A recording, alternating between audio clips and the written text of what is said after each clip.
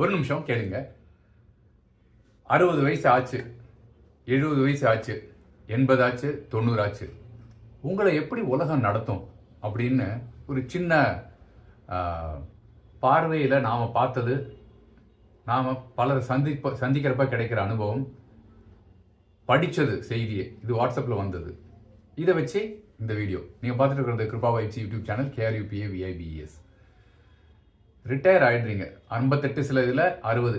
அதுவே ஒரு பெரிய விஷயம்னு இப்போ எல்லா கம்பெனிலையும் யோசிக்கிறாங்க, ரிட்டையர்மெண்ட் ஆகிறதே. ஏன்னா வேலையை விட்டு அனுப்பிச்சிடுறாங்க, இல்லாட்டி பலு தாங்க முடியாமல் வேலையை விட்டுடுறாங்க. அந்த மாதிரி ஸ்டேஜ் நிறையா இருக்குது. அப்படியே நீங்கள் ரிட்டையரே வந்துட்டீங்க அப்படின்னாலுமே உங்களை அழகாக டெலிட் பண்ணி விட்ருவாங்க, எரேஸ் பண்ணி விட்ருவாங்க. நீங்கள் திரும்ப அந்த கம்பெனிக்கோ வேலை செஞ்ச இடத்துக்கோ பழைய மாதிரி உங்கள்கிட்ட பேசுவாங்கன்னு நினச்சிங்கன்னா அது ஒரு பெரிய ஏமாற்றமாக அமையும். யதார்த்தமான உண்மை, இதை நீங்கள் தெரிஞ்சுக்கங்க. 70 வயசில் என்ன ஆகும்னா, உங்களை சுற்றி இருக்கிற நண்பர் வட்டங்கள் சுருங்க ஆரம்பிக்கும். உங்கள்கிட்ட ரெகுலராக பேசிகிட்டு இருந்தவங்க இப்போ பேச மாட்டாங்க. ஏன்னா நாம் பல பேரை வந்து உதவிக்கு எப்பயாவது இருக்கட்டும் அப்படின்னு கான்டாக்ட் பண்ணுறது நிறையா இருக்கும். ஆத்மார்த்தமாக இவர் வேணும்னு சொல்லி பேசுகிறது ரொம்ப குறைவான ஒரு வட்டம் தான் இருக்கும். அதனால் அதுவும் சுருங்க ஆரம்பிக்கும். மறுபடியும் நீங்கள் ஒரு ஆஃபீஸுக்கு போய் உட்காந்துக்கிட்டு நான் இப்படி தெரியுமா, நான் அப்படி தெரியுமா அப்படின்ட்டு பழையதை பேசாதீங்க. இப்போ இருக்கிறது பூரா எங்கள் ஜென்ரேஷனாக இருப்பாங்க. நீங்கள் போனதுக்கப்புறமா வேலைக்கு சேர்ந்த மக்களாக இருப்பாங்க. உங்களை யாருன்னே தெரியாது. நீங்கள் என்ன பேசுகிறீங்கன்னு கூட புரிஞ்சுக்கிறதுக்கு அவங்களுக்கு நேரம் இருக்காது.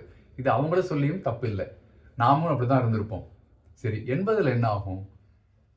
80 நம்ம சொந்தங்கள் இருக்கு இல்லையா, அவங்க நம்மகிட்ட பேசுகிறத குறையும். குழந்தைகள், மகன் மகள் பேரன் பேத்திகள் இருந்தாங்கன்னா உங்களை வந்து சந்திச்சாங்கன்னா அது அன்பால் வர்றது. அது அந்த நேரத்தில் நீ தொடர்ந்து வரதில்லை, வருஷம் வரதில்லை, தீபாவளிக்கு வரதில்லை அப்படின்னு கம்ப்ளைண்ட் பண்ணாதீங்க. அவங்களுக்குன்னு பொறுப்புகள் இருக்குது, அவங்களுக்குன்னு வாழ்க்கை இருக்குது, அவங்களுக்குன்னு சுமைகள் இருக்குது.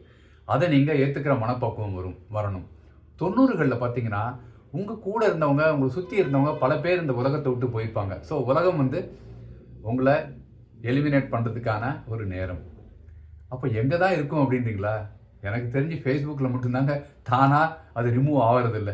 எல்லா இடத்துலேருந்தும் ஒன்றுன்னா உங்களுக்கு போயிடும். அதனால் உங்கள் மனநிலையை சந்தோஷமாக வச்சுக்கிட்டு இப்போ இருக்கிற வாழ்க்கையை நல்லா சுகமாக வாழுங்க. பிறருக்கு நல்லது செய்ய முயற்சி செய்யுங்க. செய்யலாமே. Thank you so much. பை.